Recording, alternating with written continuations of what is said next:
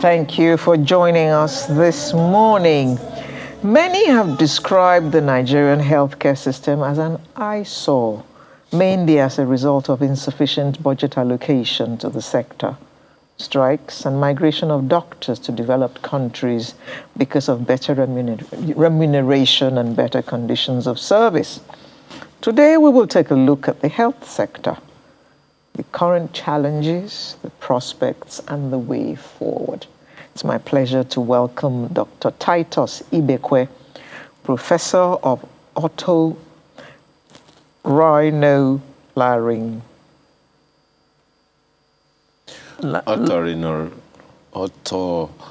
Well, you just, exactly, I'm sure He's laughing at us. He's laughing at us. Help out. Good morning, Professor.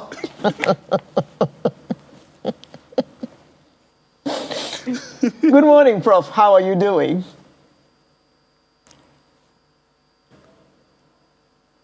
Professor, there you are.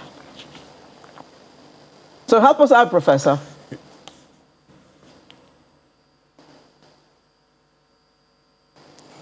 Otorhinolaryngology.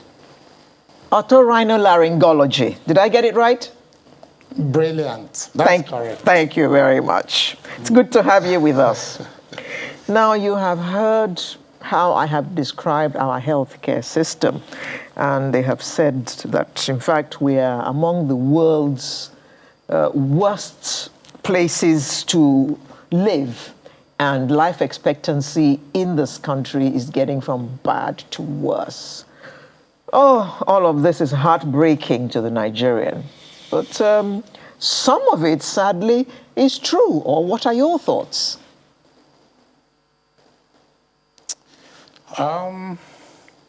It's a very unfortunate situation. I'll tell you that you gave a vivid description of what the reality is, truth be told. The healthcare system in Nigeria is bleeding and almost bleeding to death. That's the reality. Despite the fact that we have very quality health professionals in the country, although the number is abysmal compared to what is needed. You will take a look at world standard, because it takes two to tango.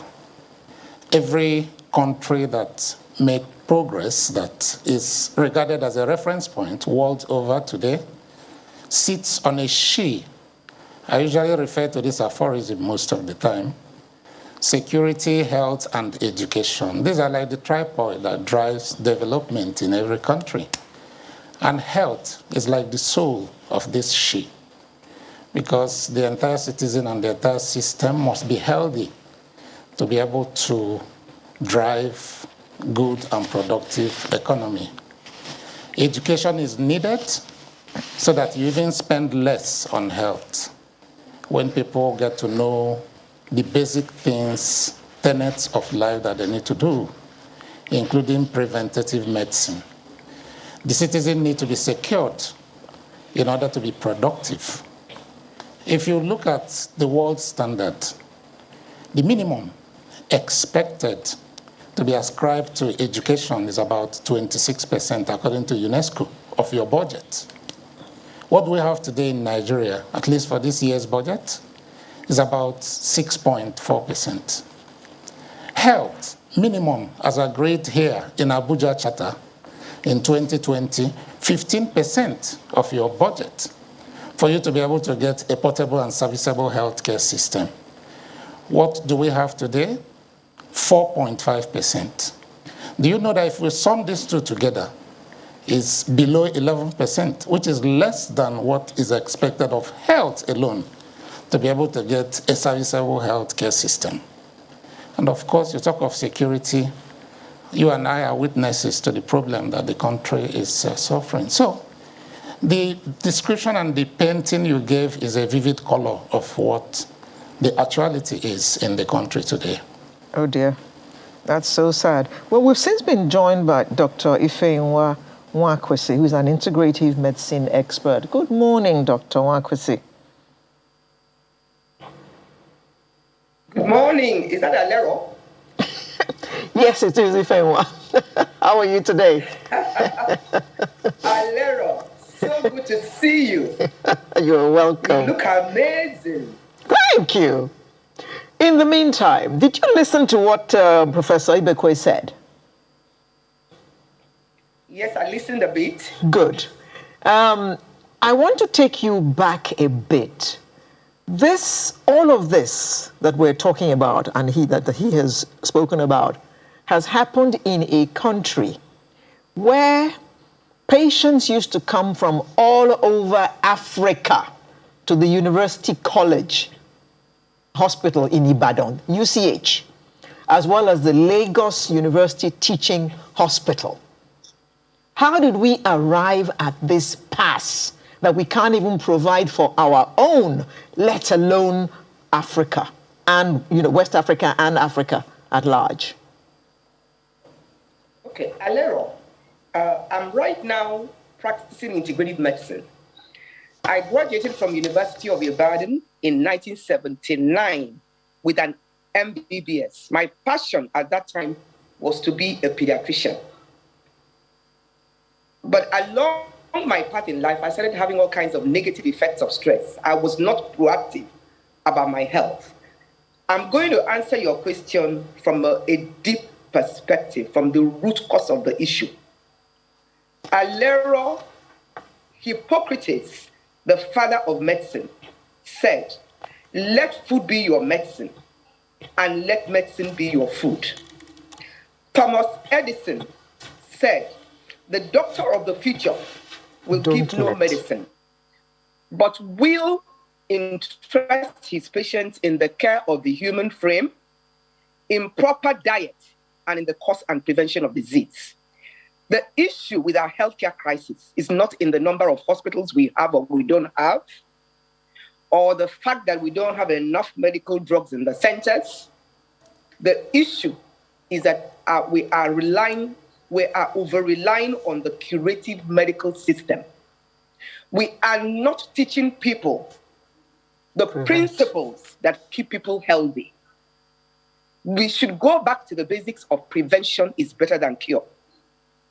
We should also teach people that their health is primarily their responsibility and not the responsibility of the medical doctors. The doctors are there for crisis management, for intervention when it's absolutely necessary, but your health is primarily your lifestyle.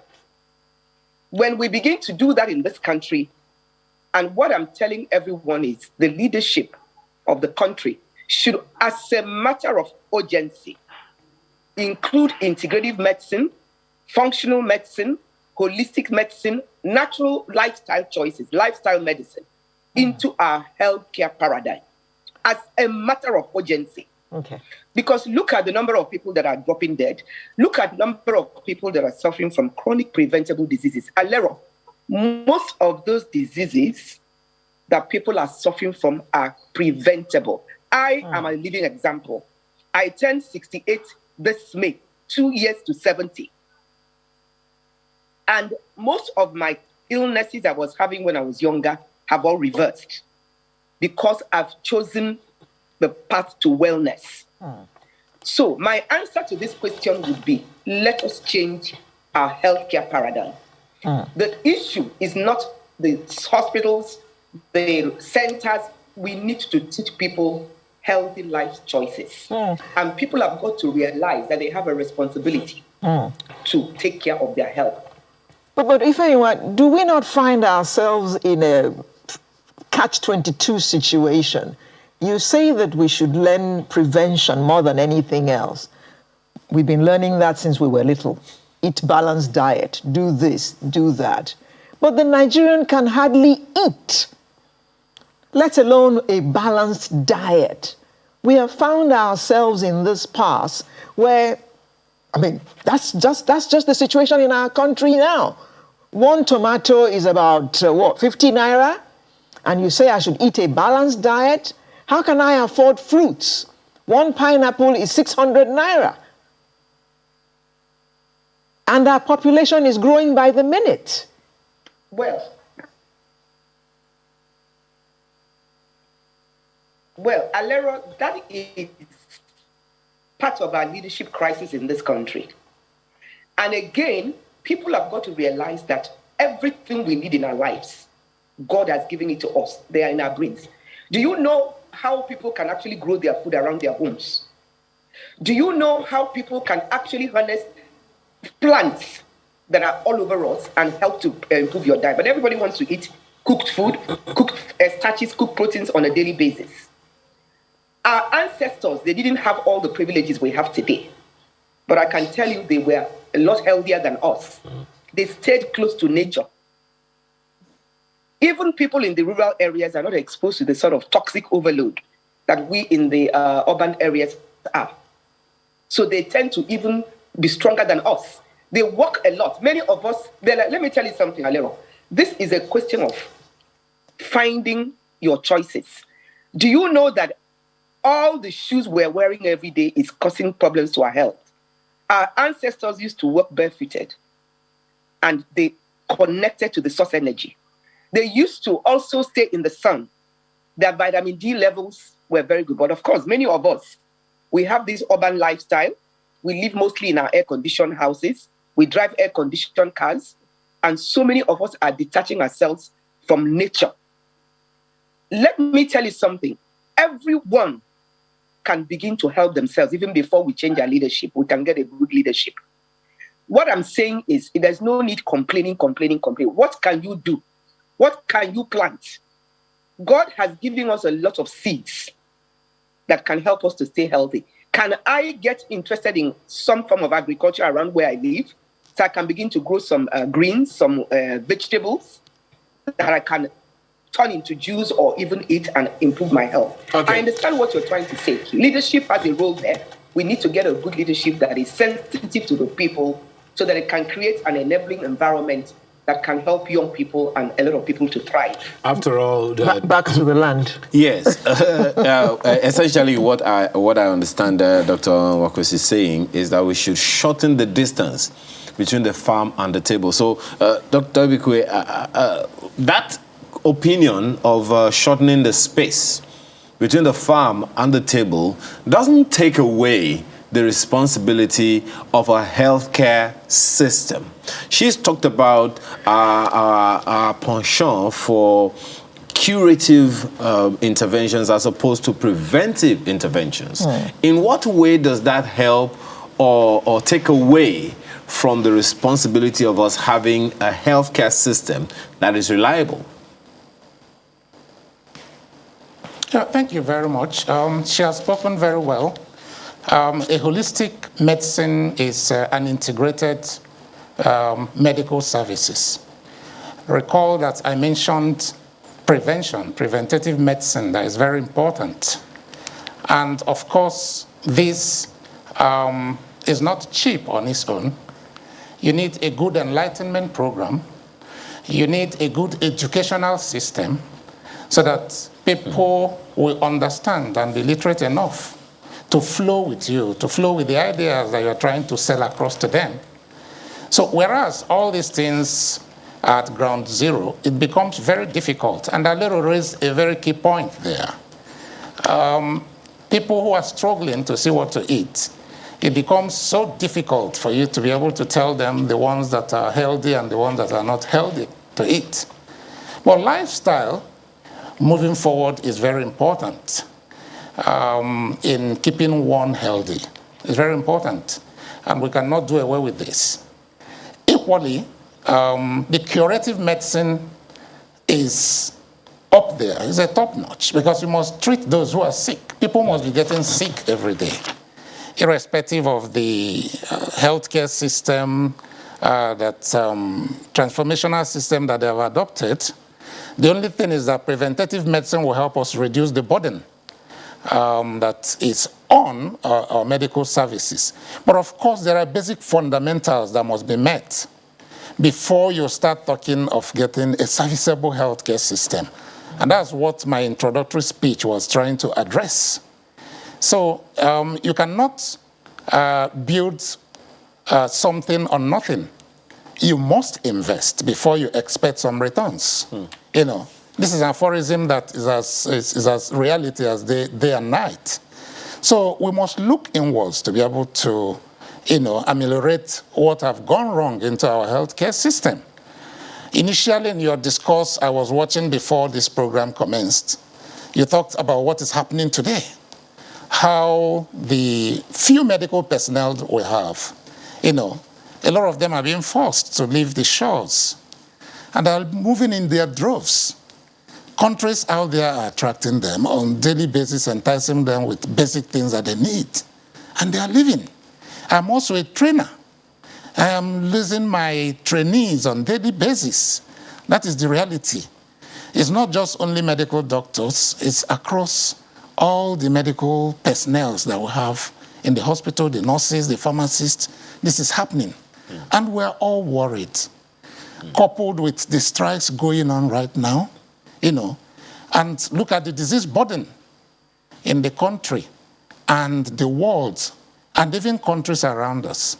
Ebola is knocking, several diseases are being, coming up again, emerging and re-emerging diseases, okay? We're talking of Marburg now, which is almost the same thing with Ebola. It has all the features in West African shores. Of course, COVID-19 is still there, ravaging the world. This is the time to look inwards and escalate our system, because the reality, as I said, is that we have the best medical personnel. If you leave these shores, the best of the hospitals and the best of the treatment centers, you will see Nigerians there performing. Well, Doc, permit me to butt in for a second. Yeah, just a second, Doc. Permit me to butt in and ask. Perhaps there is a need for us to even understand what the components of a healthcare, of a viable, virile healthcare system should be. You've harped on the personnel and the specialties in the sector. Is that all? What are the other components of a viable, strong, and efficient healthcare system? Maybe we don't know. Oh, my brother, thank you very much. This is a fundamental question you have also raised. Number one, the personnel is very important. The facilities that you have, which these personnel are going to work with, very, very important. The healthcare financing system, extremely important. Where you talk of a functional insurance system, because the thing is that out-of-pocket expenses is no longer functional. It's not serviceable. It's not what is reliable upon. You need all this, and you make sure that every strata of the medical system, both those who are taking care of the curative, those who are taking care of the preventative, and in fact, all the faculties, okay? Not just medicine as it is, pharmacy, laboratory, and all those are up to, the minimal standard that is expected to be able to be functional. And I say that you need to invest for you to be able to expect returns.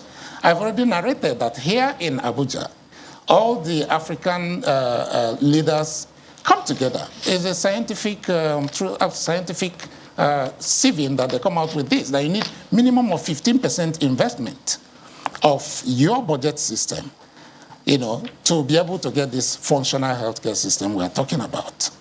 So it is not rocket science. It's to make sure that every faculty of this healthcare system works. Once this happens, then you'll be able to get a serviceable healthcare system. If anyone, Professor Ibekwe mentioned a viable health insurance scheme. And I was just thinking, yeah, we have NHIS in Nigeria. Yeah, I know we have one. But how effective is it? The insurance scheme in Nigeria is not as effective as it should be. But my focus is we need to help people to stay away from hospitals. Listen to my conversation here. The insurance scheme is put in place mostly for people that are ill. It could help a lot of poor people to achieve wellness in that regard. But if we really, really want to have our healthcare crisis resolved, Alero, this is what I'm saying. Many people that are going to hospital are going there primarily because of a compromised immune system. Look at the COVID pandemic.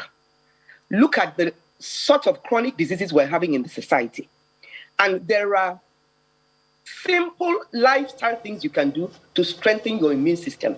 Keep your immune system in a very vibrant area. Are you aware, Alero, that many of us, as we're walking around, we have cancer cells in our bodies? It is only when your immune system is compromised, then the cancer cells can grow and turn into a tumor. It could be benign, it could be malignant. What I am trying to say here is the insurance scheme would help us to help a lot more people to get medical care. But the best insurance that we can put into this our healthcare system, and I'll keep talking about it, is the insurance of teaching people how to prevent these chronic diseases that are sending people to early graves, sending people to hospitals. Now, let me ask you a question. My apologies. On that one, madam, just a second, if you don't mind me butting in. High blood pressure. Madam, just 1 second. They check the high blood pressure. And if you can hear me, Dr. Nwakwesi. Just 1 second, please. Yeah. You talked about us doing everything, teaching people to be able to prevent some of these things from happening, and I agree with you. But there are some things that are out of the purview of the people. For instance, there is a current cholera outbreak, and what's the cause of it? Waterborne disease. We all know what it is, and we all know it is completely preventable. You would agree with that, definitely. But there are some things that are out of the purview of the people. For instance, how do they get water if the water is not pipe-borne? They have to go to the river.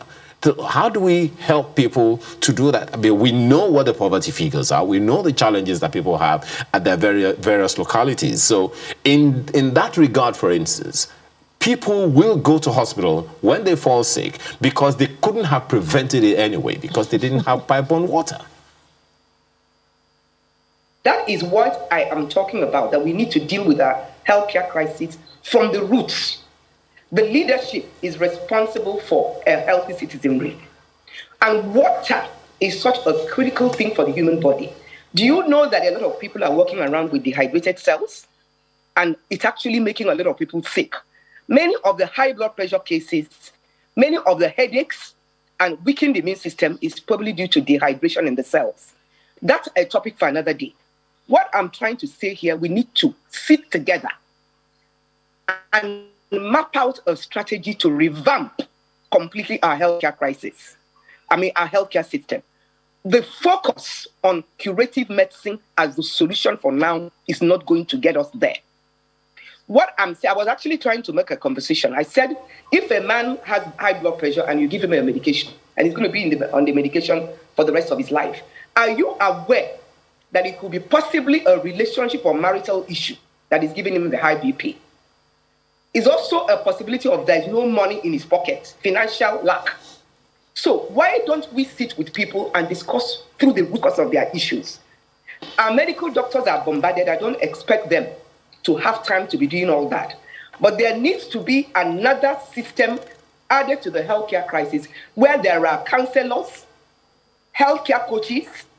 All the nurses in Nigeria should learn simple healthcare coaching. All the healthcare professionals should learn online healthcare coaching so they can have it to add to the curative medicine that's given to people. Little counseling, talking through somebody, with somebody to get to the root of their problem is probably going to help them to stay away from medications. And if anyone, all those medications. If anyone, yes. You have brought a completely new dimension into this discussion. Counseling, psychologists in Nigeria. No. I'm going for counseling. People will look at you like, oh, he's going to see a shrink. The man don't craze. That's a new dimension altogether. Alero, we have churches. A lot of people go to the churches. It's all about praying and reading the Bible. What about teaching them lifestyle in the churches? What about teaching them relationship and marital counseling in churches? These are some of the things we need to include. I know what I'm talking about, Alero.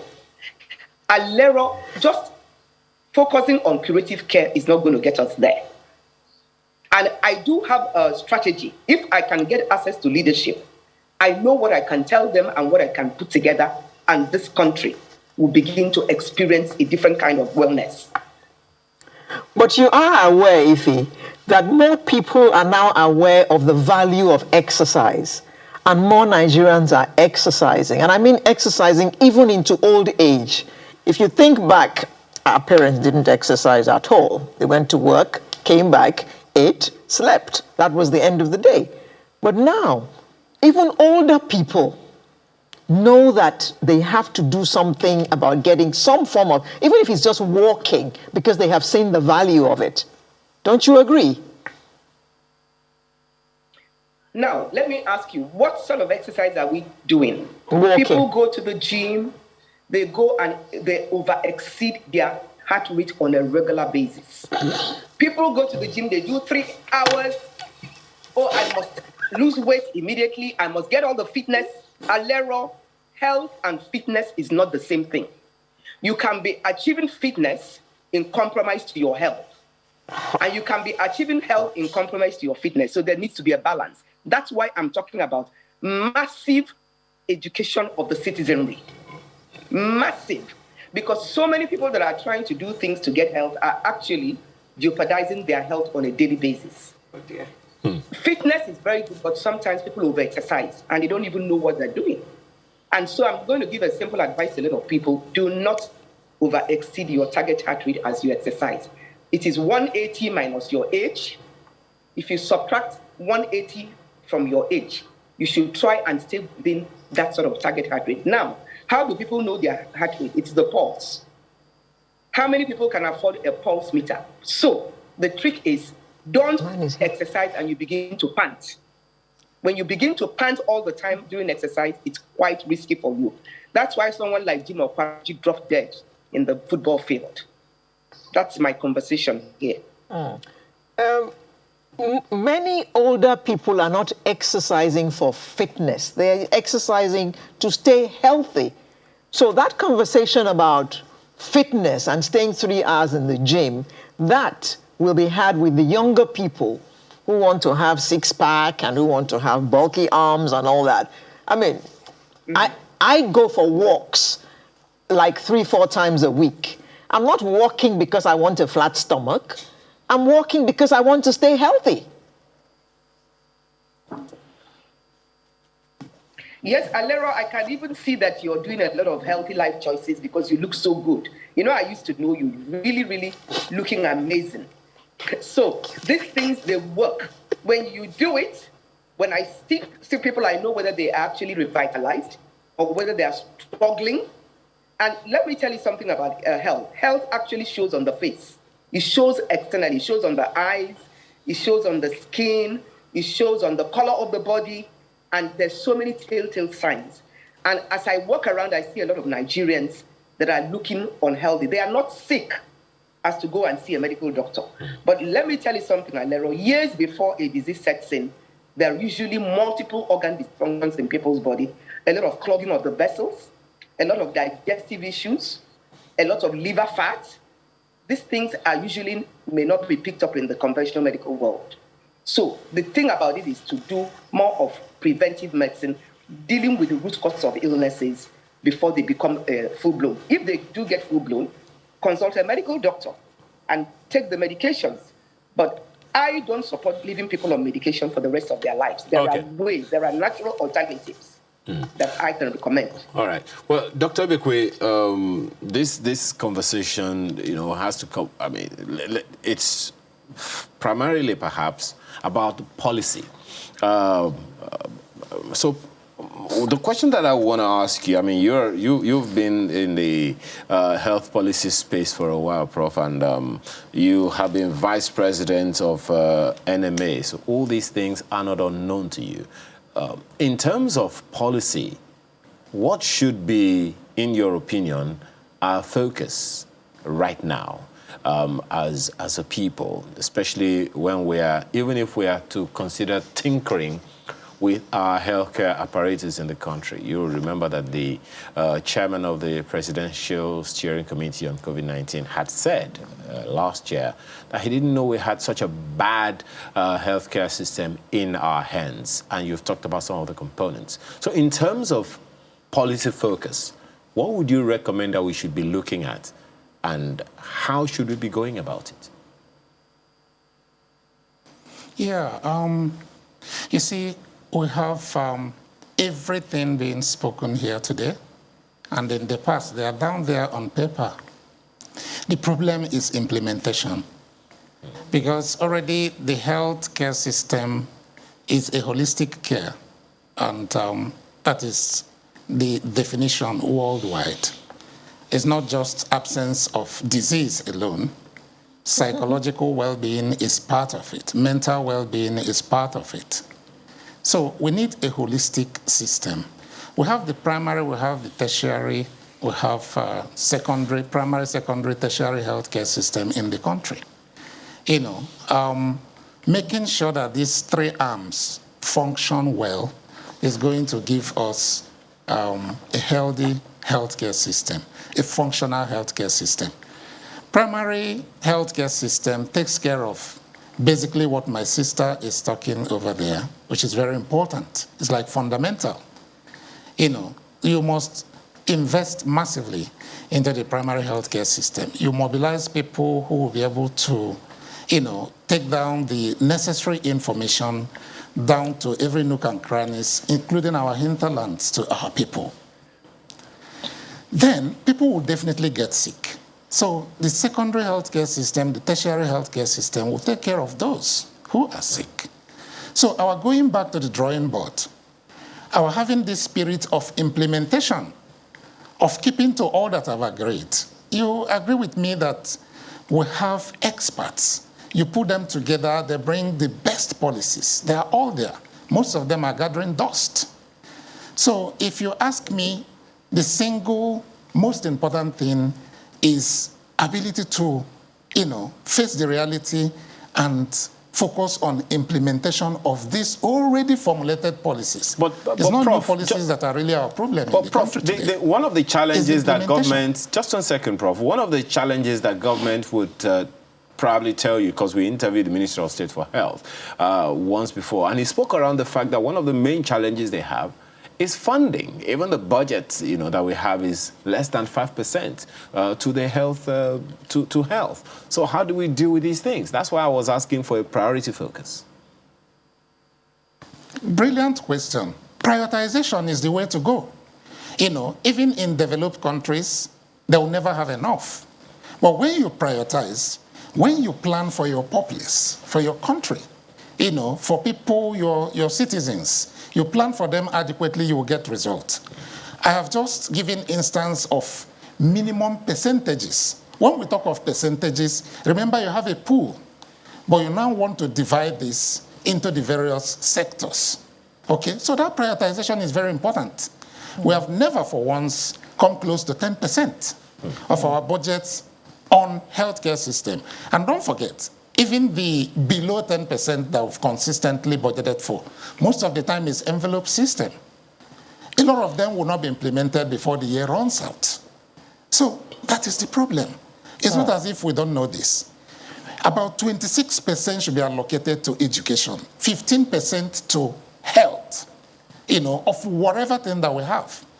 And we make sure that we follow this judiciously and make sure that it's well implemented down to letters. Then we'll start getting results. We've got to bring this discussion to a close now, Professor. That we need to be able to move forward. We've got to bring, Professor, I'm sorry, Professor. I'm sorry, Prof. We need to bring this discussion to a close now. So your final word in half a sentence. Thank you. My final words. We should focus on security, health, and education, and make sure that what is supposed to be allotted to this system is done. And we'll start getting results. Okay. Dr. Nwakwesi, your final word? My final word is that health is your spiritual well-being, your mental and emotional well-being and your physical well-being. People should constantly and continuously improve all those areas. Appropriate the spiritual energy in our bodies given to us by God. Secondly, medical doctors have got to do online training. Doctors should not stop learning. In Europe and America, there are doctors that are knowledgeable about conventional medicine and integrative and functional medicine. We need our medical doctors. Thank you very much. Thank you very much, Dr. Ifeanyi, integrative medicine expert, as well as Professor Titus Ibekwe, Professor of Otorhinolaryngology, ENT Health Policy, former Vice President, Nigeria Medical Association. Thank you very much for coming to share your thoughts with us this morning. Sunrise will continue in just a moment with another interesting conversation. Please stay with us.